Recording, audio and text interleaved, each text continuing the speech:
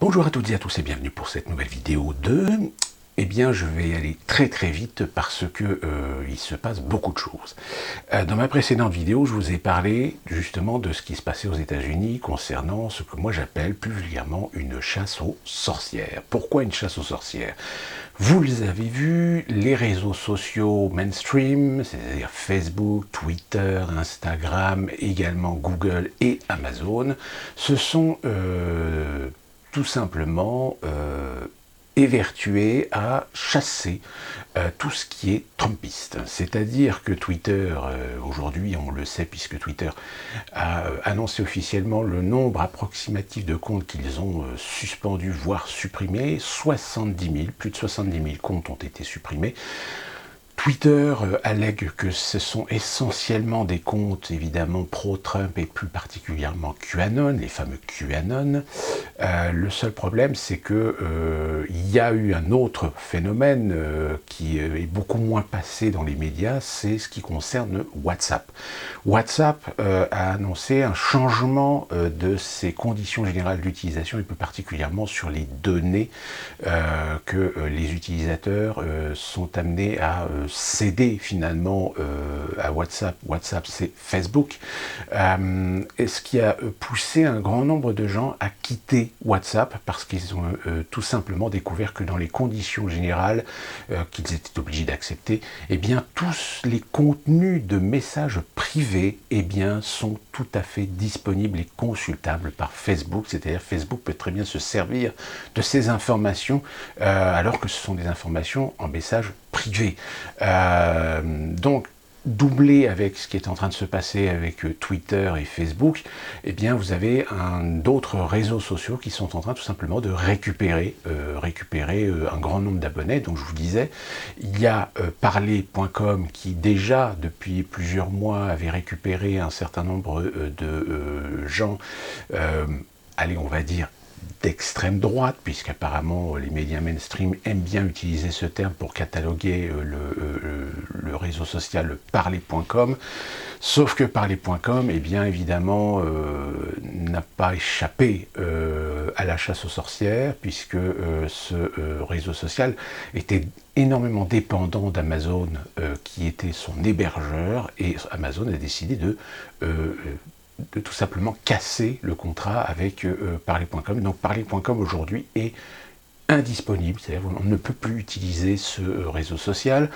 Du coup, les abonnés se sont réfugiés sur un autre réseau social qui s'appelle Gap.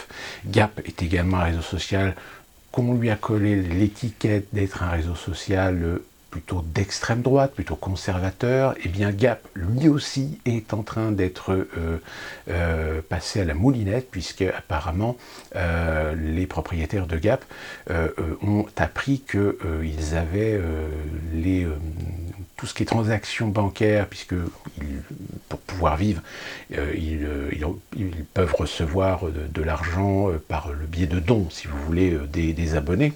C'est le principe de ce que vous connaissez peut-être sous le nom de Tipeee ou autre.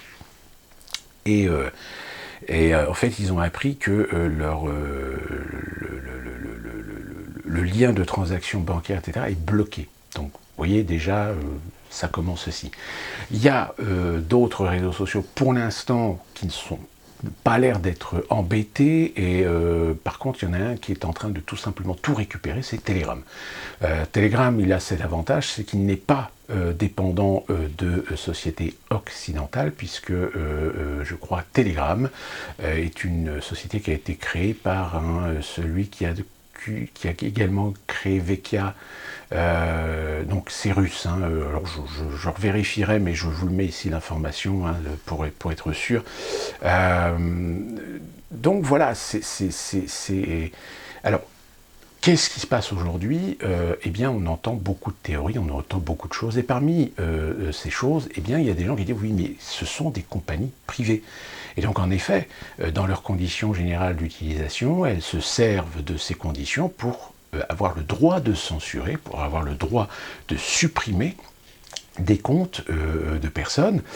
Le seul problème, c'est que quand on supprime des comptes pour des questions idéologiques, eh bien dans ce cas-là, on le fait pour tout le monde.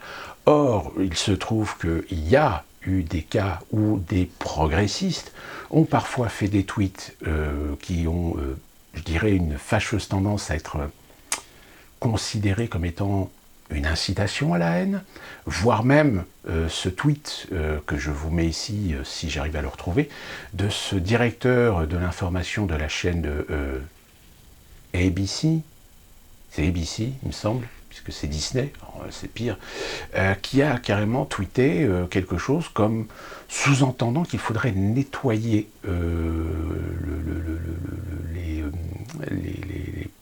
les Trumpistes, ou tout du moins les supporters de Trump, etc.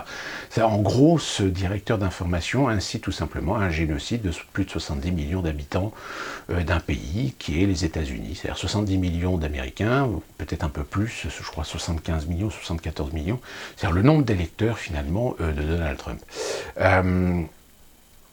Et puis évidemment, on pourrait susciter aussi la question à Twitter de dire si vous supprimez les comptes de QAnon parce qu'idéologiquement vous les considérez comme dangereux, et bien dans ce cas-là, il faudra peut-être le faire aussi sur les comptes Twitter des pros-islamistes, des de ceux qui vantent la charia, de ceux qui vantent toutes les politiques et idéologiques qui cherchent à entraver les libertés, qui cherchent à entraver le droit fondamental humain, que ce soit celui des femmes, que ce soit celui des LGBT, que ce soit même et inversement, des propos de la part de gens issus des communautés ou des minorités qui ont des propos radicaux, cela aussi, à la limite, il faudrait peut-être aussi les supprimer, mais évidemment, ce n'est pas le cas puisque la radicalité dans les réseaux sociaux, aujourd'hui, va dans un sens, mais pas dans un autre.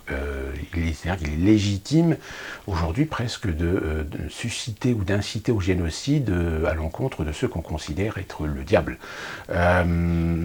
On a aujourd'hui aussi un gros souci, et ça je rejoins ce que disaient un certain nombre de gens, c'est-à-dire justement ce sont les sociétés privées, mais justement le problème c'est que lorsque des sociétés privées commencent à faire de la politique, c'est-à-dire commencent à faire de l'idéologie, eh bien c'est de la responsabilité des États de rappeler à l'ordre de l'équité et du devoir de respecter la liberté de chacun de penser, la liberté de chacun d'avoir des opinions, et de ne pas faire tout simplement de la sélection. C'est encore plus vrai en ce qui concerne les réseaux sociaux et plus particulièrement les GAFA, qui aujourd'hui ont un pouvoir hégémonique, et la preuve en est, puisqu'ils ont le pouvoir aujourd'hui eh bien, de tuer des réseaux sociaux concurrents. C'est d'ailleurs ce que avait très clairement annoncé et énoncé François Ruffin lors d'une intervention à l'Assemblée nationale, où justement il posait la question de cette inquiétude. Il n'est pas temps de condamner la liberté d'une société privée de réseau social de supprimer des comptes parce qu'elle en a parfaitement le droit, puisque c'est une société privée, mais dans ce cas-là, il faut qu'elle soit en accord idéologique avec ses principes et ses valeurs, et dans ce cas-là, les abonnés, les gens qui vont sur ces réseaux sociaux savent qu'ils vont dans un réseau social qui affiche, qui a une préférence politique, mais ce qui n'est pas le cas, puisque les réseaux sociaux sont des réseaux qui ont quand même une activité commerciale, qui gagnent de l'argent en utilisant les données de leurs abonnés, et donc dans ce cas-là, ça veut dire qu'il y a un problème éthique quelque part, il y a un problème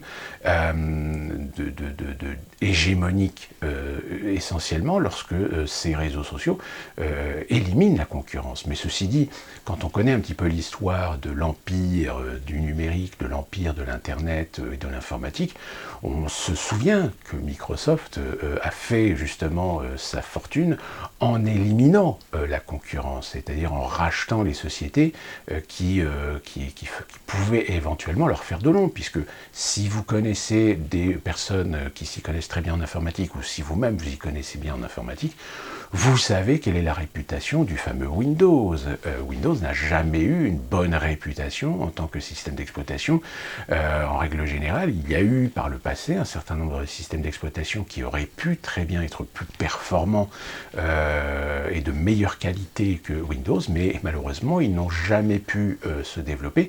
Premièrement parce que Microsoft avait réussi à mettre en place une stratégie commerciale où lorsqu'on développait des logiciels, les logiciels de travail, bureautique, de dessin ou même des jeux, eh bien, il fallait une licence pour une compatibilité pour fonctionner sous système d'exploitation Microsoft. Microsoft, c'était le MS-DOS à l'époque et Windows.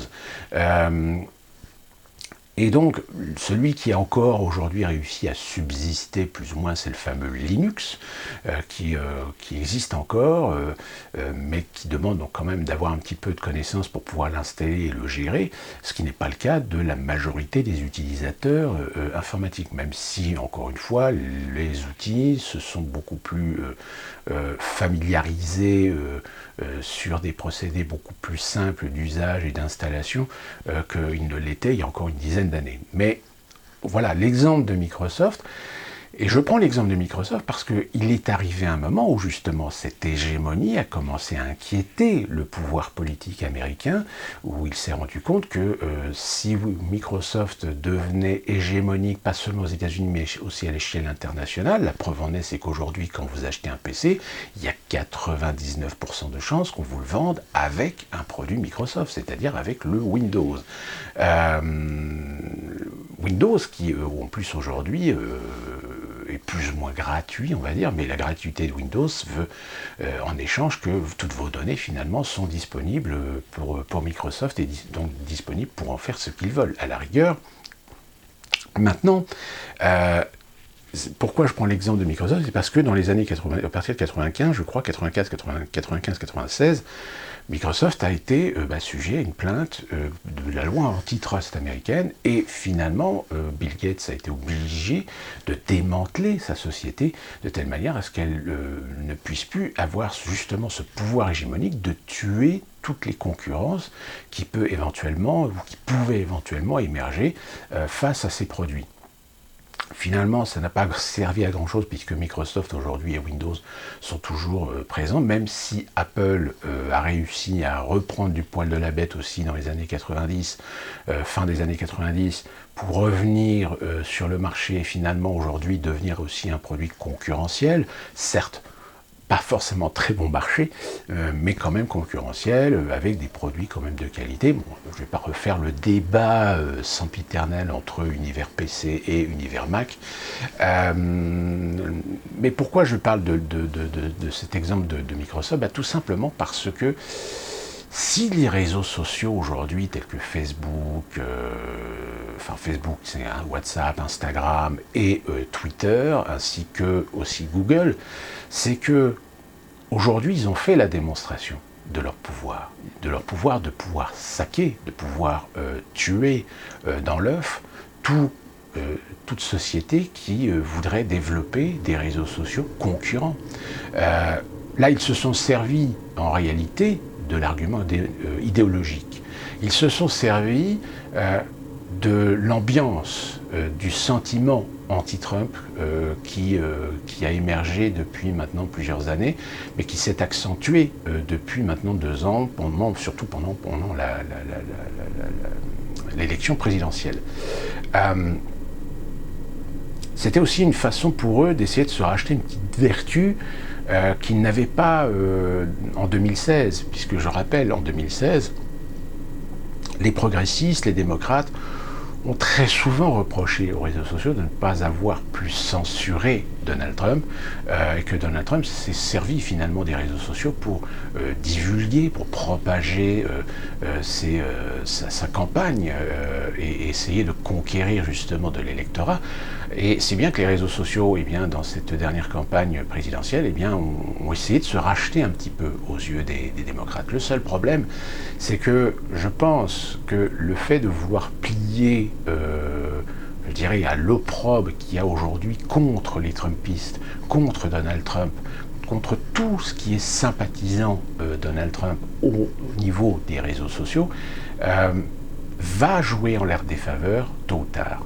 Pourquoi? Tout simplement parce que, souvenez-vous, dans une vidéo, je vous ai parlé que les démocrates et les républicains, ou tout du moins une frange démocrate et une frange des républicaines, a l'intention de mettre les réseaux sociaux, a l'intention de mettre Facebook et Twitter au pilori, c'est-à-dire ils veulent démanteler ces sociétés parce que pour eux, elles sont devenues beaucoup trop hégémoniques sur l'Internet en matière de communication des individus. Et c'est pour cette raison que je pense que là, ces réseaux sociaux, finalement, ont fait une énorme erreur. Ils ont fait une énorme erreur parce que ça va donner, évidemment, du grain à moudre pour ces républicains et ces démocrates qui veulent leur peau. Alors, quand je dis veulent leur peau, ils ne veulent pas les fermer, mais ils veulent leur retirer ce pouvoir hégémonique qu'ils ont aujourd'hui sur le web. Par l'usage, justement, de cette fameuse loi antitrust. Et je pense sincèrement que c'est quand même étrange que ces dirigeants que sont Zuckerberg ou je ne sais plus celui de Twitter, à un moment donné, n'ont pas réfléchi que peut-être ils étaient en train de creuser leur tombe. Bon, l'avenir nous dira si j'ai raison ou pas, mais je pense très sincèrement que lorsque la situation va retomber, si elle retombe, ça c'est encore c'est une autre histoire, je vais en reparler d'ici quelques instants, je pense qu'à un moment donné, il faut bien comprendre qu'aux États-Unis, même si les réseaux sociaux aujourd'hui ont une énorme influence pour propager, pour faire de la propagande politique, aux États-Unis, les politiciens n'aiment pas voir des sociétés privées devenir trop importantes et avoir justement trop d'influence. Parce que ce soit les républicains là-dessus, je crois que on n'a pas de questions à se poser pour savoir pourquoi est-ce que eux, ça les intéresserait de punir finalement Facebook et Twitter. Mais de la part des démocrates, il y en a certains qui vont dire « oui mais non, les démocrates, ils sont en train de servir en fait l'intérêt des démocrates ». Mais vous savez, aux États-Unis, les démocrates, ils ont très souvent trahi. Les démocrates, ils ont très souvent retourné leur veste pour servir leurs intérêts. Alors pour l'instant, les réseaux sociaux que sont Facebook, Twitter servent en effet de propagande, servent les intérêts progressistes, avec derrière évidemment la pression des grands groupes, des grands puissants de la gauche, je dis gauche entre guillemets, mais le problème c'est que les réseaux sociaux tels que Facebook et Twitter ont dépassé les limites. C'est-à-dire qu'ils se sont octroyés des droits sur les données personnelles de leurs abonnés, ce qui constitutionnellement à l'échelle américaine ne va pas passer. Alors on les a laissés faire parce que ça servait l'intérêt à un moment donné politique, qu'ils se mettent du bon côté de la barrière pour servir la sauce et servir la sauce d'un côté, mais aussi censurer de l'autre. Sauf que le problème, c'est qu'il va y avoir un moment donné où les politiciens américains, une fois que Biden sera en place, une fois peut-être que même Kamala Harris sera au pouvoir, les politiciens américains vont se rendre compte que la situation est tellement fracturée dans la société américaine qu'il va falloir remettre un petit peu de jeu de séduction. C'est-à-dire que si les politiciens américains ne veulent pas demain se retrouver avec une guerre de sécession ou une dislocation de l'Union, il va falloir donner du grain à moudre, il va falloir donner un os au peuple américain. Donc les réseaux sociaux, de ce qu'ils ont fait aujourd'hui, et d'ailleurs je trouve que beaucoup de dirigeants européens réagissent de façon très intelligente parce que justement ils posent quand même le postulat que ça pose un problème éthique. Je pense qu'aux États-Unis, là, pour l'instant, ils sont trop dans la rancœur, la haine, la vengeance contre Trump pour y penser. Mais je pense que d'ici peut-être 6 mois ou 1 an, on en reparlera. Mais vous verrez que Facebook et Twitter, je pense, vont être dans le collimateur et vont devoir s'agenouiller, eux, devant le pouvoir politique américain. Parce que le pouvoir politique américain, il est conscient que si aujourd'hui Facebook et Twitter, comme Google, comme Apple ou même Amazon ont servi l'intérêt progressiste, il n'est pas dit que demain ces groupes-là, de par leur puissance, de par leur pouvoir, pourraient se retourner contre eux. pas dit. Hein, déjà qu'ils ne sont pas en odeur de sainteté en Europe, parce que, pareil, les dirigeants européens commencent à se rendre compte que le pouvoir de ces GAFA, comme on les appelle, ou GAFA-M si vous préférez, nuit considérablement à l'intérêt qu'ils ont d'essayer de garder quand même un minimum de confiance de la part des peuples.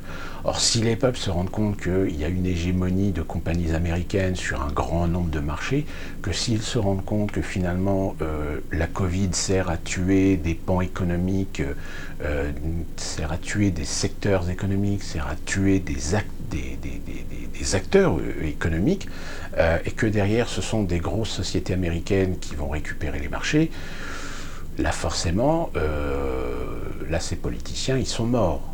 Là ils signent leur arrêt de mort, c'est une évidence. Donc je pense qu'il va y avoir à un moment donné un petit peu de réactivité, surtout en France. Sauf que le problème c'est que la France ne peut pas faire toute seule, c'est l'Europe de le faire. Or l'Europe, on sent bien qu'elle est relativement frileuse, à essayer de mettre un petit peu des barrières, à essayer de mettre des garde-fous contre justement ces hégémonies américaines. Donc voilà, je voulais juste remettre un petit peu les choses au clair par rapport à ça. C'est qu'aujourd'hui, on a une faute majeure de la part de ces réseaux sociaux d'avoir cédé en fait à de l'idéologie politique. C'est que même si ce sont des entreprises privées, en tant qu'entreprise privée, leur intérêt, c'est quoi? C'est faire du profit, c'est faire du gain, c'est faire du rendement. Même si, en effet, politiquement, il n'y a pas d'entreprise qui, à un moment donné, n'a pas une préférence, mais cette préférence ne doit pas non plus nuire à l'activité même de l'entreprise. Elle doit servir ses intérêts par rapport au marché. Or, si elle devient trop puissante et qu'en plus de ça, elle devient trop idéologique, là, dans ce cas-là, ça pose un problème. Ça pose un problème, peut-être pas forcément immédiatement visible, mais ça va poser un problème à terme. Parce que si on ne fait rien contre Facebook et Twitter, si on ne leur met pas de laisse, si on ne leur met pas des barrières, ça veut dire que ces deux sociétés, entre autres Google aussi, hein, qui est dans la partie, eh bien, tous ceux qui vont vouloir créer, tous ceux qui vont vouloir, dans un libre marché, essayer de monter des entreprises pour essayer de gagner un petit peu de part de marché dans ces secteurs que sont les réseaux sociaux, eh bien ces sociétés-là, finalement, ont les outils aujourd'hui pour tuer dans l'œuf ces autres entreprises.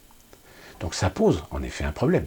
C'est-à-dire que finalement, on est dans cette situation où à partir du moment où dans un secteur d'activité, une entreprise a pris tellement de pouvoir qu'elle a les capacités d'empêcher toute concurrence se développer, dans ce cas-là, il n'y a plus de choix. Donc s'il n'y a plus de choix, là encore une fois de plus, on n'est plus dans une société libérale. Puisque la société libérale, normalement, par définition, par le capitalisme, c'est la liberté d'entreprendre. Or, si vous ne pouvez plus entreprendre dans certains secteurs parce que des grosses entreprises ont un pouvoir hégémonique et qu'elles vous empêcheront par n'importe quel moyen de pouvoir développer votre entreprise et de devenir concurrentiel face à elles, c'est de l'empirisme, pur et simple. Alors évidemment, vous allez me dire, oui, mais ça a toujours existé, il y a toujours eu ça. Oui, sauf qu'il y a un moment donné où ces entreprises, imaginons si demain elles ont en effet le pouvoir absolu sur un secteur d'activité économique, il y a un moment donné où leur développement va atteindre ce qu'on appelle le plafond de verre. Pour pouvoir continuer à survivre, pour pouvoir continuer à vivre, pour pouvoir continuer à faire des bénéfices, du chiffre d'affaires, etc., il va falloir détruire le plafond de verre. Or, détruire le plafond de verre, ça veut dire tout simplement imposer des règles. Ça veut dire changer des règles dans le système. Ça veut dire changer des normes. C'est-à-dire pousser les curseurs de ces limites qui, justement, leur imposent de respecter une activité dans un cadre bien précis, mais au bout d'un moment, ils vont vouloir pousser le cadre. Parce que s'ils restent dans le cadre délimité qu'on leur a donné, c'est le principe du pic, vous savez, vous montez, puis à un moment donné, vous arrivez au maximum du potentiel de l'activité dans laquelle vous êtes, et la seule issue, c'est au bout d'un moment, c'est vous redescendez. Alors la redescente, elle peut être encore plus accrue si vous avez de la concurrence. Mais si vous n'avez pas de concurrence, il y a un moment donné, oui, vous allez peut-être réussir à atténuer la chute, mais vous allez quand même avoir une chute, parce que vous êtes arrivé au maximum. Ou même à la limite, au pire des cas, si vous êtes dans un secteur économique où vous êtes le leader absolu, sans concurrence, vous avez l'hégémonie totale, vous avez le contrôle total d'un secteur d'activité, il y a un moment donné, vous allez stagner. Et comme vous êtes une société empirique, qui plus est aujourd'hui, on parle aussi de sociétés vampiriques, c'est-à-dire des sociétés vampires, c'est-à-dire que justement, elles rachètent les autres sociétés pour ne faire qu'une. Il y a un moment donné où le gain n'est plus suffisant. Et comme ce sont très généralement des sociétés qui sont cotées en bourse, et donc très généralement des sociétés qui dépendent de l'activité et des fluctuations boursières du fait de leurs activités, si à un moment donné leurs activités stagnent, mais qu'à côté de ça, les investisseurs vont peut-être retirer leur argent de votre société pour aller investir sur d'autres sociétés qui sont, elles, en progression. Et là, c'est l'effondrement. C'est l'effondrement d'un empire. Donc, et ça, malheureusement, c'est justement une des raisons pour laquelle aux États-Unis, on a cette loi antitrust, c'est qu'à un moment donné, c'est savoir dire non, stop. Là, vous êtes arrivé au maximum de ce qu'on peut vous tolérer d'atteindre. Là, maintenant, soit vous séparez vos activités, et puis, vous jouez le jeu de la libre concurrence, vous jouez le jeu de développer votre entreprise face à une concurrence. C'est ce que d'ailleurs Google s'est plus ou moins prémuni déjà, puisque ça fait maintenant quelques années que en fait, la société qui a été créée, ça s'appelle Alphabet, et que Alphabet en fait regroupe un ensemble de sociétés. C'est-à-dire que avant même que Google soit mis devant les tribunaux américains pour la loi antitrust, etc., ils ont déjà fait le travail. C'est-à-dire qu'ils ont déjà fracturé, on va dire, divisé leur société en plusieurs entités sous une société, sur une entité maison mère, on va dire. Mais aujourd'hui, force est de constater que Google est quand même très hégémonique aussi sur Internet. Ce qui est encore plus dommage, et c'est là qu'on voit aussi la collusion de la concurrence. Vous avez par exemple Mozilla. Mozilla, c'est une société qui a développé aussi comment on appelle ça, un navigateur qui est assez connu d'ailleurs au même titre que Opera par exemple, qui est un autre navigateur. Et bien Mozilla s'est embrigué dans actuellement cette évolution, cette mentalité, cette politique qui est en train de se développer aujourd'hui sur les réseaux sociaux, ce choix idéologique politique de vouloir éliminer tout ce qui peut avoir rapport à Trump. C'est pour vous dire jusqu'à quel point ça va. Donc, pour terminer justement sur ce problème de censure, l'effet, c'est que, alors actuellement vous avez sur Internet des gens qui disent oui, regardez Twitter, Facebook, leur cotation en bourse est en train de chuter. Enfin, oui, ça a baissé, mais c'est pas des chutes très importantes. Je pense que ça va être récompensé d'ici quelques jours. D'ici quelques jours, ça va se stabiliser, ça va même remonter ou trucs comme ça. C'est pas des chutes énormes. C'est pas des chutes de l'ordre de 20 ou 30%. C'est 7-5%. Même si 7-5% aujourd'hui sur le marché boursier en une journée, ça peut être un signe. Mais il faut voir ça sur l'évolution, il faut voir ça sur le temps. Je pense que de toute façon, ça va se tasser. C'est-à-dire qu'en effet, Facebook et Twitter vont peut-être perdre un petit peu de cotation, mais pas énormément. Ils sont très très loin de faire faillite demain, parce que il y a ce côté très hégémonique et encore très important en tant qu'acteur du web aujourd'hui à l'échelle internationale. Donc, à suivre à ce niveau-là, il y a beaucoup de gens aussi, alors il y a des gens qui ont dit oui, il y a actuellement une migration de la part d'un certain nombre de gens, et plus particulièrement en France. Il semblerait qu'en France, vous avez beaucoup de, on va dire, des gens, bon, en effet, d'extrême droite, des gens qui sont des libres penseurs, plus particulièrement, qui sont en train de migrer sur d'autres réseaux sociaux, dont Telegram. Et en effet, on voit tous ces gens aujourd'hui sur Twitter qui alertent leurs abonnés que si jamais en France on a cette vague de censure, puisque je rappelle que sur les 70 000 comptes Twitter qui ont été supprimés, il y a une partie en effet de ce qu'on appelle les QAnon francophones,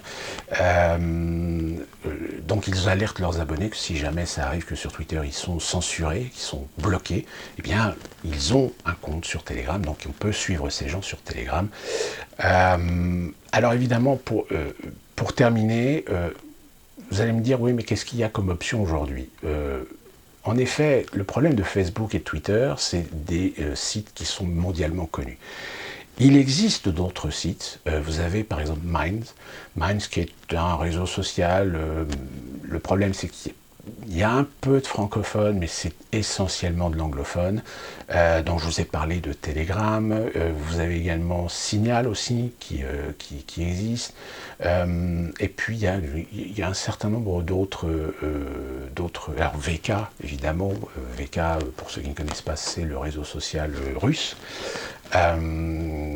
Et pour les vidéos, vous avez Odyssée, je vous en avais parlé. Le seul problème, c'est que ce sont évidemment des plateformes, comme ce sont des plateformes qui ne sont pas ou qui ne bénéficient pas de relais ou de report à l'échelle internationale. Ce sont des sites où, par exemple, Odyssée, moi je vois aux États-Unis, Odyssée, on a un petit peu de mal à lire les vidéos, c'est-à-dire que le flux de données est un peu plus lent que sur Facebook.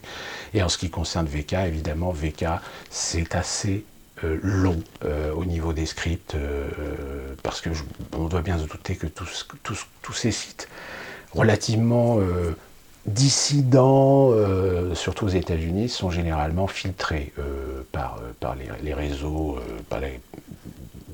je dirais pas les opérateurs, quoique peut-être les opérateurs doivent le faire. Donc évidemment, au niveau de l'affichage, au niveau des vidéos, etc., des fois c'est un petit peu laborieux, on va dire. Contrairement à Minds, où Minds c'est un réseau social qui tourne plutôt bien, mais malheureusement, comme je vous dis, je ne sais pas s'il y a une version française de Minds, mais si jamais je le trouve, je vous mettrai l'information ici.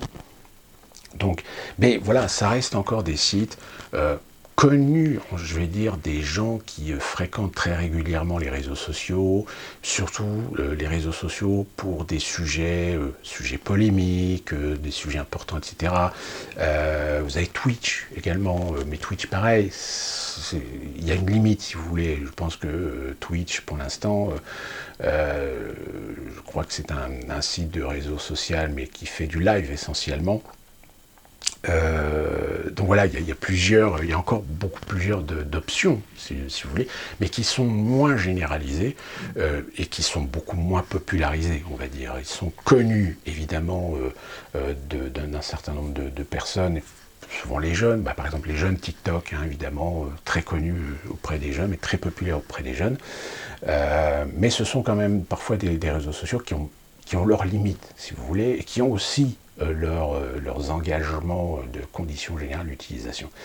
Donc on va voir un petit peu comment ça va évoluer, mais le fait est, c'est qu'aujourd'hui les réseaux sociaux de Facebook, Twitter et surtout Google, Apple et Amazon, aujourd'hui ont montré finalement un visage dont on savait que c'était des sociétés plutôt progressistes que conservatrices, mais à partir du moment où ce sont des sociétés qui affichent leurs préférences politiques, et bien dans ce cas-là, en effet, de par leur hégémonie, de par leur puissance, ça pose un problème éthique. C'est-à-dire que finalement, ils ont une puissance, ils ont un pouvoir, ils ont une hégémonie sur l'Internet, et s'ils défendent leurs idéologies, s'ils défendent leurs positions politiques, et bien dans ce cas-là, ça veut dire que c'est une entrave à la liberté d'expression. C'est une entrave à la liberté d'opinion. Alors évidemment, encore une fois de plus, on dirait que c'est des sociétés privées, donc on a la liberté de ne pas y aller, si on estime qu'elles ne sont pas en concordance avec ses propres opinions. Mais le problème, c'est que si vous voulez politiquement exposer vos idées, et c'est le cas des hommes politiques, par exemple, des hommes politiques aujourd'hui utilisent Twitter. C'est comme si, par exemple, en France, Twitter, pour défendre, je ne sais pas, par exemple, Emmanuel Macron, décide demain de supprimer les comptes de Marine Le Pen, de Jean-Luc Mélenchon, de Dupont-Aignan, de François Asselineau, et de supprimer aussi les comptes de tous ceux qui sont des dissidents ou des opposants. Par exemple, supprimer les comptes de Front Populaire, de Onfray, ou les comptes de Zemmour, ou les comptes de CNews, par exemple, parce que CNews est aujourd'hui la chaîne qu'on va, ça y est, on qualifie d'extrême droite. Donc là, il y a un problème d'équité, il y a un problème de visibilité, si vous voulez. C'est-à-dire que vous entravez la possibilité sur des réseaux sociaux dominants à des idées et des opinions. Et c'est ça aujourd'hui qui est le problème fondamental. Ce n'est pas le problème de la société privée, donc elle fait ce qu'elle veut. Non, elle fait ce qu'elle veut à partir du moment où elle respecte, de par son activité, de par sa stature, un certain nombre de principes. Des principes qui normalement sont préservés, sont, je dirais, inculqués par le législateur, c'est-à-dire donc l'État. Si vous voulez, c'est un peu comme une entreprise de voitures qui décide de vendre des voitures uniquement qu'à des blancs, et pas à des personnes de couleur. Là, il y a un moment donné, vous ne pouvez pas dire, ouais, mais c'est une société privée, donc elle a le droit de vendre des voitures à qui elle veut. Ah ben non, tu peux pas. Là, c'est de la discrimination. Pourquoi? Parce que dans le pays, il y a une loi qui dit que tu n'as pas le droit de vendre, tu n'as pas le droit de pratiquer la discrimination à l'origine, à la couleur de peau, à la religion, dans la vente, dans le principe de vente commerciale. Et bien dans les réseaux sociaux, là c'est pareil.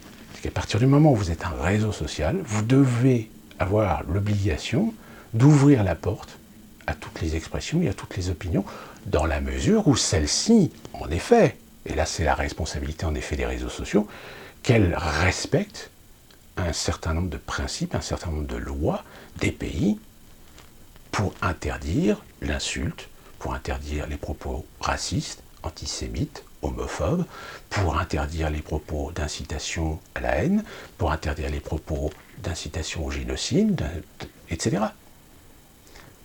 Chose que voilà le problème que pose Ruffin, c'est que malheureusement, sur Twitter et sur Facebook, vous avez des gens qui ont des propos radicaux. On a l'exemple en France avec malheureusement des musulmans radicaux, qui pourtant ont leurs comptes qui ne sont ni suspendus, ni interdits, ni bloqués. Donc c'est-à-dire que vous voyez, le problème c'est que vous interdisez les propos d'extrême droite aux États-Unis parce que majoritairement trumpistes, mais vous les laissez dans d'autres pays. Non, ça ne peut pas fonctionner comme ça. Ou alors dans ce cas-là, on crée des unités par pays, c'est-à-dire qu'on crée un Twitter américain, un Twitter français, un Twitter britannique, un Twitter allemand. Par contre, le problème, c'est que ces réseaux sociaux ne s'entrecroisent pas. Là encore, on est dans un problème dans l'Internet, dans l'internationalisation de l'Internet, dans la globalisation de la communication par Internet, on ne peut pas sectionner, on ne peut pas conditionner des réseaux sociaux par pays. Vous voyez la Chine, par exemple. Voilà, c'est une entrave, encore une fois de plus, à ce qu'à un moment donné, un pouvoir se sert justement de cet isolationnisme d'Internet pour empêcher les gens d'aller voir ce qui se passe ailleurs, d'aller écouter, voir, entendre, discuter d'opinions avec d'autres gens, avec d'autres cultures, etc. Donc là, en effet, ça pose un problème. Donc, je ne sais pas comment ça va tourner, mais je pense que de toute façon, à terme, les réseaux sociaux, même chez les progressistes modérés, je pense qu'il y a beaucoup de progressistes modérés qui sont pas idiots et qui se rendent compte que là, ça pose un problème. Ça pose un problème encore plus aux États-Unis, et là, j'aborde la deuxième partie de ma vidéo, surtout quand on est dans une chasse aux sorcières. Cette chasse aux sorcières, aujourd'hui, elle m'inquiète. Pourquoi? Parce que tout ce qui est lié à Trump, si jamais vous avez été un pro-Trump, si jamais vous avez milité pour Trump, si jamais vous avez même osé dire des choses positives sur Trump, Eh bien aujourd'hui, vous êtes mal. Vous êtes, je dirais, presque sujet à l'avenir, si les choses ne s'améliorent pas, si les choses ne se relativisent pas, on va tomber en effet dans quelque chose qui est assez nauséabond. C'est-à-dire que là aujourd'hui, je peux vous garantir que sur les réseaux sociaux, je peux vous dire qu'à la télévision, dans certains médias, on entend des propos qui sont peut-être pas directement dits de cette façon-là, mais qui laissent sous-entendre l'idée qu'il faudrait faire un statut de citoyen de seconde zone à tous les Trumpistes. Les Trumpistes sont nocifs, ils sont nauséabonds, ils sont une menace pour la démocratie, et donc il faut les identifier. Et je ne sais pas trop quoi en faire, hein, mais vous savez, ça rappelle un peu cette expression, cette intervention de cette journaliste française, dont je ne me souviens plus le nom, qui avait dit, vous savez, les gilets jaunes, il va falloir les identifier et les rééduquer. Et bien, c'est ce qu'on laisse sous-entendre ici aux États-Unis. Et c'est pour ça qu'il y a parfois certaines personnes, je leur dis, ok, que vous ayez une détestation de Trump, je peux le comprendre. Que vous ayez émotionnellement quelque chose qui vous a insupporté pendant 4 ans, et qu'aujourd'hui, vous ne voulez pas voir Trump revenir au pouvoir. Je l'entends. Mais tous les supporters de Trump, qui plus est, quand on dit supporters de Trump, on met dans le panier tout ce qui est finalement conservateur, religieux, estampillé, étiqueté, suprématiste blanc, raciste, néo-nazi, etc. Bon, même si encore une fois, je le répète, les néo-nazis et suprématistes blancs, ils sont une infime minorité dans la société américaine. Mais encore une fois de plus, on est aux États-Unis, on aime en faire des tonnes de n'importe quoi et de parfois pas grand-chose, parce que ça sert une idéologie, ça sert l'intérêt de faire croire aux gens que, alors qu'en réalité, ce n'est absolument pas une menace. Vous en avez eu l'exemple d'ailleurs avec l'invasion du Capitole, vous avez eu les superlatifs utilisés pour parler de cette invasion. Oui, il y a eu 5 personnes décédées, mais les 5 personnes décédées, elles ne le sont pas de façon volontaire, elles l'ont été de façon accidentelle. Oui, il y en a un qui vient me dire, ah oui, mais le flic qui est décédé, c'est vrai que l'extincteur lui est tombé dessus de façon accidentelle. Et voilà, je veux dire, contexte, situation qui fait que malheureusement, oui, mais moi j'ai envie de dire, relativisons aussi, ça aurait pu être pire. Ça aurait pu finir en massacre. Ce que je veux dire par là, c'est que, comme on est aux États-Unis, et aux États-Unis, le problème, c'est que les Américains ont une mentalité, une culture de l'exacerbation émotionnelle. Donc, ça donne évidemment tous les superlatifs qu'on a entendus. C'est-à-dire que limite, dans la bouche de certains journalistes, dans la bouche de certains médias, dans la bouche de certains responsables politiques, on avait l'impression que les États-Unis venaient de connaître un nouveau Pearl Harbor. D'ailleurs, le terme coup, qui en anglais signifie coup d'État, a été très très très utilisé dans des titres de la presse, dans les titres de certains médias. Alors qu'en réalité, un coup d'État, c'est une organisation de prise de pouvoir illégale, par des outils, soit par l'armée, soit par une révolution, soit par une insurrection, etc. Là, vous n'allez pas me dire que ce sont des insurrections, ce sont pas ce sont des gens qui font une révolution. Je veux dire, vous avez, si vous avez vu les vidéos que j'ai mises sur les zappings, sincèrement, c'est pas des révolutionnaires. Bon, en plus de ça, aujourd'hui, on sait que ce qui s'est passé l'a été en partie à cause d'un certain nombre d'agents de sécurité de la police du Capitole, puisque le Capitole a sa propre police. Alors, il y a 2 officiers qui ont été suspendus, mais apparemment il y en a beaucoup d'autres qui ont été suspendus, on ne connaît pas trop le nombre, donc il y a bien eu des agents de sécurité, des policiers du Capitole qui ont laissé entrer les manifestants dans des zones normalement qui étaient des zones sécurisées.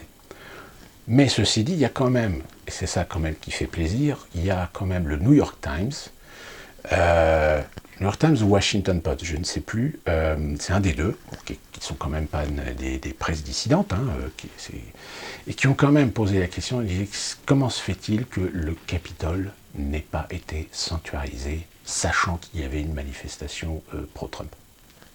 Alors la question est quand même posée.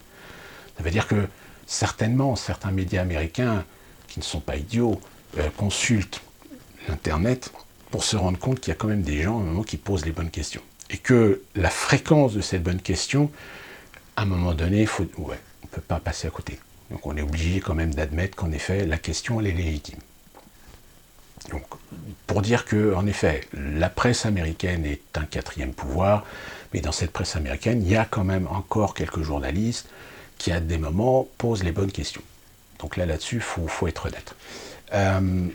Mais le problème, c'est qu'aujourd'hui, on sent bien qu'il y a une vengeance, finalement. C'est-à-dire qu'ils sont revanchards. C'est-à-dire que là, les démocrates, et plus particulièrement Nancy Pelosi, qui s'est donné le rôle de chef de file, de vouloir punir, humilier Donald Trump, là c'est très clair,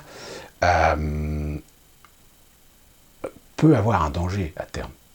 Je rappelle qu'il y a un appel qui circule sur Internet pour un rassemblement, une marche armée, Armed March, c'est-à-dire marche armée, le 17 janvier, qui incite à aller au Capitole Hill à Washington, mais aussi dans tous les États vers les capitales, puisque chaque État, dans ses capitales, a un Capitole. Voilà, c'est très original, mais c'est comme ça. Même le FBI a dit, attention, risque, haut risque. Pour le 20 janvier, 15 000 gardes nationaux vont être déployés sur la capitale. Pour l'instant, on n'a pas l'armée. J'avais parlé qu'apparemment il était question que l'armée intervienne. Pour l'instant, ce n'est pas confirmé. Il n'y a pas de confirmation que l'armée serait mise en soutien sur le 20 janvier. L'affaire du Capitole, le fait que des flics aient en fait laissé entrer des manifestants, a fait réfléchir un peu. On se dit, ouais, mais si jamais on met l'armée à Washington et qu'on se retrouve avec, en réalité, là, par exemple, un coup d'État, c'est-à-dire qu'on se retrouve avec des militaires qui finalement vont faire partie d'une organisation ou d'une stratégie qui va permettre à Donald Trump de faire un coup d'État et de rester à la Maison-Blanche, ils se sont dit, on va peut-être éviter. D'où d'ailleurs l'intérêt peut-être de faire appel à des sociétés privées avec des mercenaires étrangers qui n'en ont rien à branler du patriotisme américain. Vous voyez, hein, là, je sais, je peux peut-être être un petit peu tordu sur ce coup-là, mais vous savez que ça, c'est quelque chose auquel ils pensent énormément. C'est de faire appel pour maintenir de la sécurité à des sociétés privées, parce que l'intérêt des sociétés privées, c'est que, évidemment, déjà, ça permet de faire des économies sur les budgets, mais aussi parce que les sociétés privées s'arrangeraient pour faire intervenir des agents de sécurité étrangers dans le pays. C'est comme si en France, pour gérer une crise des gilets jaunes, au lieu d'avoir des policiers, des RS, gendarmerie, garde mobile français, ben vous avez des étrangers. Puis ben, les étrangers, ils en ont rien à foutre, c'est pas... ça les dérangera pas de taper sur des Français, ou de tirer dessus. Ils s'en branlent, ils ne sont pas Français, c'est pas leur patrie. Vous voyez ?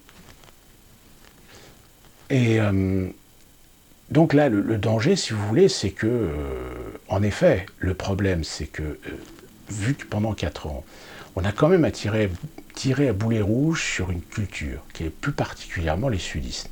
Sudistes et Amérique profonde.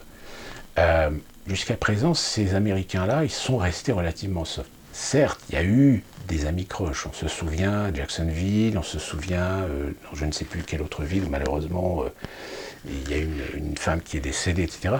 Mais jusqu'à présent, quand vous savez ce qu'il y a dans ces unités-là, quand vous savez qu'il y a des gens quand même assez tapés dans la cafetière, armés,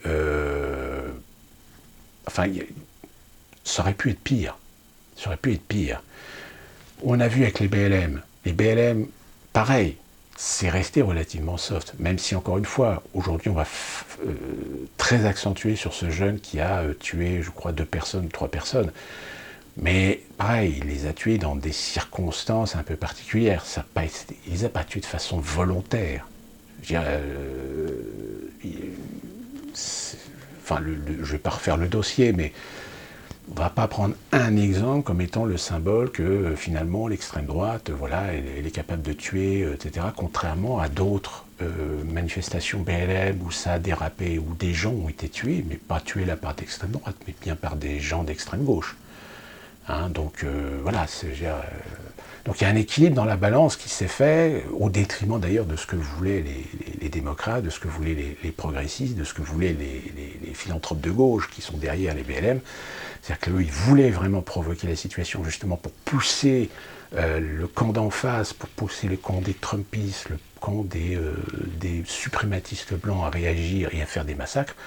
Malheureusement, ça ne s'est pas produit. Sauf que là, si on pousse le bouchon un petit peu trop loin, c'est risqué. C'est risqué. Donc à suivre, parce que là, c'est quand même une situation extrêmement tendue. Je pense qu'on n'a jamais été autant tendu dans la société américaine que ça ne l'est actuellement, parce que là, tout est fait pour mettre de l'huile sur le feu. Il n'y a absolument aucun discours d'apaisement, il n'y a aucun discours de rassemblement, aucun discours pour réunifier un petit peu cette Amérique. Ils font tout le contraire, c'est-à-dire qu'ils mettent de l'huile sur le feu pour accentuer encore plus la fracture entre les Américains, conservateurs et progressistes. Certains disent que si jamais ça explose, de toute façon, les conservateurs sont assez minoritaires. C'est pas une question d'être minoritaire ou majoritaire. C'est sûr que les sudistes, c'est sûr que les conservateurs de l'Amérique profonde sont peut-être plus armés que les progressistes. Le problème, c'est qu'ils ne sont pas très organisés. On l'a vu d'ailleurs, hein, de toute façon, la 20e du Capitole, c'est relativement anarchique, c'est pas du tout structuré, c'est pas du tout organisé, c'est un grand n'importe quoi. Et bien malheureusement, ce sont des gens armés, mais qui font parfois un peu n'importe quoi. Donc ils ne sont pas très structurés, ils sont très très loin d'être au niveau de ce que pouvait être l'armée confédérée au 19e siècle. Donc de là à ce qu'il y ait une guerre de sécession, je pense franchement pas, ou alors il faudrait vraiment, vraiment que ça aille encore plus loin. En revanche, la conséquence, elle peut être au niveau de certains États, voyant que le pouvoir, voyant que les progressistes, avec la complicité des républicains, sont en train de s'octroyer vraiment un pouvoir absolu, limite, tout à fait, puisque je rappelle, là au niveau du Parlement, ils ont le pouvoir. Hein, ils ont la Chambre des représentants, ils ont le Sénat. Même si le Sénat est en équilibre, Kamala Harris étant présidente du Sénat de par sa fonction de vice-présidente, donc c'est elle qui fera peser la voix progressiste dans la balance. Donc là, les progressistes, à partir du 20 janvier, ils ont les pleins pouvoirs aux États-Unis. Donc ils vont pouvoir faire ce qu'ils veulent. En plus, avec derrière les républicains, ou une partie des républicains. Parce que le problème, c'est que vous allez avoir les républicains qui vont continuer peut-être à soutenir Trump, mais eux, on va les dégager très rapidement. Hein. De toute façon, là, vous voyez, l'opprobre, même le magazine Forbes, qui a carrément incité à dire que si jamais des entreprises embauchaient des collaborateurs de Trump, le magazine Forbes ne travaillerait plus avec ces sociétés-là. Enfin, vous voyez jusqu'où on en est. C'est vraiment, c'est une chasse aux sorcières. Et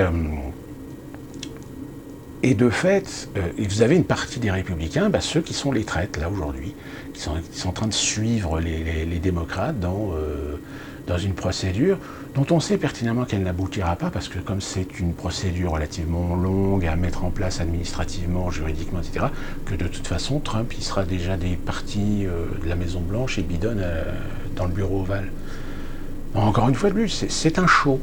C'est un show. C'est-à-dire cette procédure d'empêchement, c'est un show organisé par les démocrates pour humilier Trump, pour l'isoler.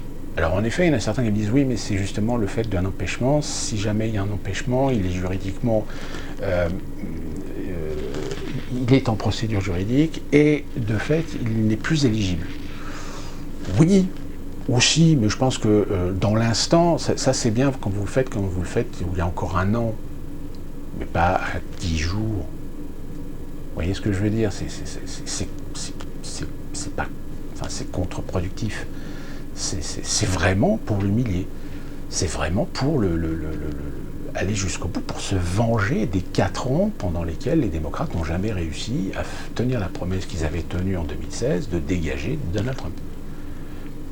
Donc là, on est dans le tableau le plus absolu. Alors du coup, vu l'opprobre qui est lancé sur Donald Trump, vu la haine, parce que là, il y a vraiment de la haine qui est vraiment très expressif en ce moment contre Trump, et voire contre ceux qui ont travaillé avec Trump, ou ceux qui ont milité pour Trump, ceux qui ont même publié quelque chose de bien sur Trump. On en est à un point où ça devient dangereux. Trump, il est ce qu'il est. C'est un personnage, on aime, on n'aime pas. Ça n'a pas été, évidemment, de façon très claire, le meilleur président des États-Unis. Très sincèrement, le pays aurait mérité quelqu'un d'autre que Donald Trump dans l'état aujourd'hui où le pays se trouve socialement, économiquement et politiquement.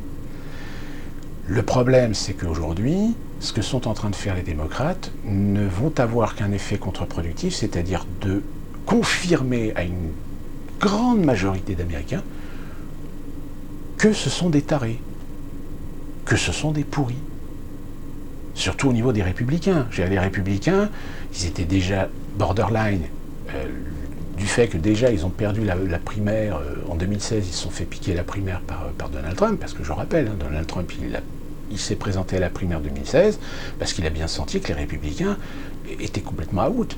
Ils étaient en dehors complètement de la réalité. C'est-à-dire qu'ils se sont complètement éloignés de leur électorat. Donc du coup, l'électorat républicain s'est retrouvé avec des candidats qui ne voulaient pas, tout comme cette année, beaucoup de progressistes américains se sont retrouvés avec des candidats qui ne voulaient pas. Je veux dire, Biden, il a été élu par concours de circonstances, mais pas pour sa personne, pas pour un programme politique. Ce qui m'a même, je dirais même, sauvé peut-être un nombre de voix non négligeable, c'est le fait d'avoir nommé Kamala Harris en tant que vice-présidente.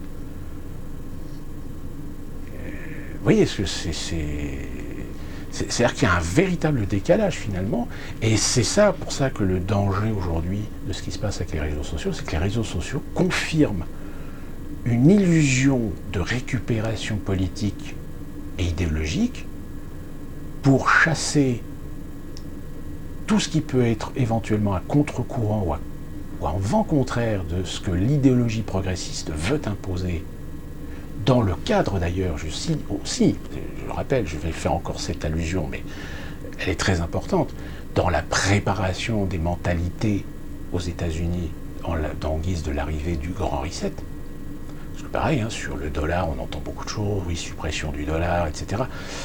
Ça me paraît très compliqué aujourd'hui, le dollar en tant qu'argent physique déjà, et enfin, peut-être qu'on fera une vidéo là-dessus, mais c'est pas si simple. Et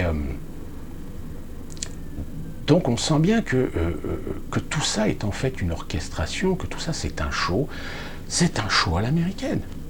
Un show à l'américaine qui cherche à convaincre par l'émotionnel ou dissuader par la sensibilité des Américains que le bon côté, le côté de la lumière, c'est des démocrates, et que désormais les républicains, tout ce qui est conservateur, tout ce qui est suprémaciste, tout ce qui est souverainiste, tout ce qui est traditionnel, limite tout ce qui est religieux, parce que les démocrates, ils jonglent un petit peu l'opportunisme en caressant le sens du poil le religieux, mais en réalité ce sont des anticléricaux très confondus, on va dire.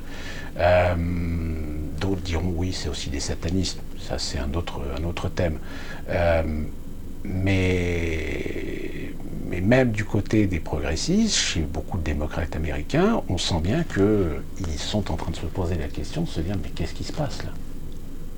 C'est pas normal ce qui se passe. Mais comme je vous le dis, on est dans une situation où il y a une telle chape de plomb qui est en train de s'installer, qui s'installait déjà avec les BLM, avec les mouvements féministes, et ça rejoint un peu ce qui est en train de se passer aussi en Europe. C'est-à-dire qu'on instrumentalise les minorités, le problème des minorités, pour installer des chapes de plomb. C'est-à-dire installer le fait que vous ne pouvez plus contester, vous ne pouvez plus opposer, vous ne pouvez même plus débattre de la chose. Aujourd'hui, si vous voulez débattre du bilan politique de Trump à la présidence pendant 4 ans, vous ne pouvez pas. Parce que ça voudrait dire que vous laissez suggérer l'idée que Donald Trump a fait les choses bien. Or, ce n'est pas l'idée qu'on veut instaurer, qu'on veut implanter, qu'on veut ingérer dans l'opinion. Aujourd'hui, l'opinion, elle doit se soumettre à l'idée que tout ce qui est Trump, Trumpiste, fan de Trump, soutien de Trump, collaborateur de Trump, eh bien, c'est limite s'il ne faut pas les envoyer dans des camps de concentration. Limite. Je n'exagère pas. C'est pas dit ouvertement, parce qu'il y a quand même des gens qui disent « ouais, je peux pas le dire parce que, attention, point Godwin, relation avec les nazis, etc. » Mais c'est à peu près la même chose. Et je terminerai sur ce point Godwin, un autre point Godwin, Arnold Schwarzenegger, vous avez peut-être vu sa vidéo, qui fait une relation avec la nuit de cristal. Sauf que pauvre Schwarzenegger, évidemment, encore lui aussi, il joue aussi avec l'émotionnel des gens, il joue avec le sentiment de se souvenir d'avoir entendu parler de ça dans des cours d'histoire, mais sans jamais avoir saisi les tenants, les aboutissants, les détails, le contexte. Encore une fois de plus, on joue sur l'image, on ne joue pas sur l'histoire elle-même. Et donc assimiler l'attaque du Capitole à la nuit de cristal. Sauf que ça n'a strictement rien à voir, les contextes sont complètement différents, mais encore une fois de plus, ça va chercher l'émotionnel. Et ça, c'est ce qui fonctionne le plus aux États-Unis. Même si vous arrivez à faire un outil de comparaison avec un événement qui va susciter un émotionnel et faire perdre ses moyens aux gens pour se dire « attends, non, là on est en train de comparer deux choses complètement différentes ». Et malheureusement, ça marche. Et c'est exactement ce que vous êtes en train de voir aussi en France. En France, aujourd'hui, vous avez au moins une ou deux générations sur qui ça fonctionne très bien. Déculturer d'un côté, porter l'accent sur des références, mais des références qui servent la manipulation émotionnelle, pour accéder au consentement des gens à accepter une idée, une opinion, une politique, mais qui va complètement à l'encontre de leurs intérêts, de leurs droits même fondamentaux constitutionnels. Je terminerai par cette petite anecdote que j'ai vue, que apparemment l'État français a encore réussi à faire en catimini une petite loi pour, genre je ne sais plus quoi, j'essaierai de vous la retrouver et de vous la mettre ici. Je pense que l'année 2021 va être pire que 2020. Mais pas à cause de Covid. Ça va être, à mon avis, je pense que peut-être que vous en êtes conscient si vous suivez mes vidéos, on en a parlé, je vous ai parlé du Grand Reset, j'en reparlerai peut-être encore une fois quand ça va commencer à se précipiter. Je rappelle, le forum de Davos a lieu au mois de mai, je crois, donc ça sera peut-être à partir du mois de mai que les choses commenceront à se précipiter. Je pensais qu'il y avait une réunion fin janvier, mais en fait non, c'est au mois de mai. Donc on en reparlera et je vous demande d'être très attentif à ce qui se passe parce qu'il y a beaucoup de liens qui se font et que derrière ces liens en coulisses, il y a des intérêts en fait qui sont en train de positionner leurs pions sur l'échiquier. Que ce soit les vaccinations, que ce soit les confinements, les restrictions, les règles sanitaires. Je crois que cette fameuse loi en catimini qu'ils veulent glisser, c'est d'essayer d'institutionnaliser, enfin pas tellement d'institutionnaliser, mais de mettre en fait la loi sanitaire d'urgence sanitaire, de la mettre en place, mais pas de façon permanente, mais presque. C'est-à-dire considérer que le Covid, on va l'avoir de façon permanente, donc autant garder les réglementations et les lois qui autorisent au gouvernement de supprimer vos libertés. C'est-à-dire qu'en fait, le gouvernement est en train de mettre en place une loi qui permettra d'avoir accès directement à ces lois sans être obligé de demander l'autorisation, la permission au Parlement pour mettre en application une loi d'état d'urgence, etc., ce qu'ils sont actuellement obligés de faire à chaque fois, de faire une extension, et ils veulent l'institutionnaliser pour y avoir recours quand ça les arrange, quand ils ont envie. comme c'est déjà le cas d'ailleurs avec les lois d'état d'urgence terroriste.